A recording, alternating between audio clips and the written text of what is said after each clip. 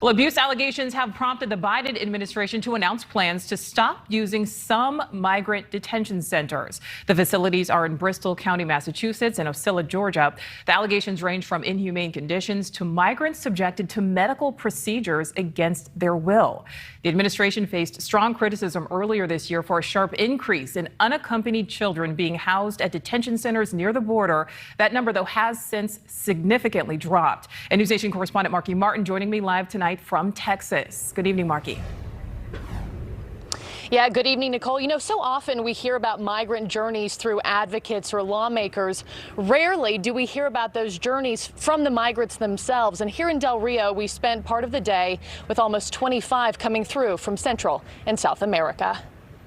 A new day begins with the first Border Patrol drop-off. A bus carts migrant families to the city center in Del Rio, Texas, and many come fatigued. How was the journey? How long have you been traveling? Yo 3 días. 3 days. 3 days. 2 days. These Venezuelan fathers are headed to Miami, telling us they waited for Biden to become president before carrying their babies across the Rio Grande. In Venezuela, it's difficult to provide because there's no quality of life, and you have to pay the government to work there. If you don't pay them, they'll kill you. Jacqueline has been traveling for 3 years. Lots of tears.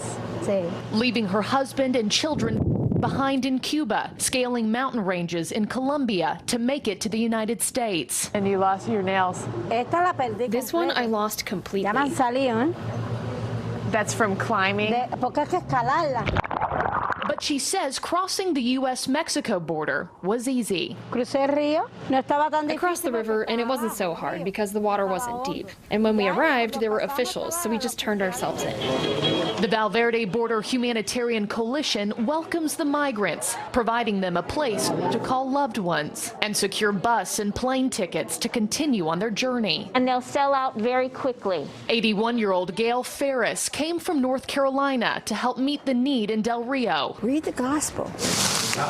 These are our brothers and sisters. They're not coming because they want to. They don't want to leave their families and their lands, but they're desperate. And for many of them, the destination is worth the journey. And what does the United States mean to you? To me, it means everything. To me, it's everything, and you could even say it means my life. Being able to smile. It means a lot. Here I am, free.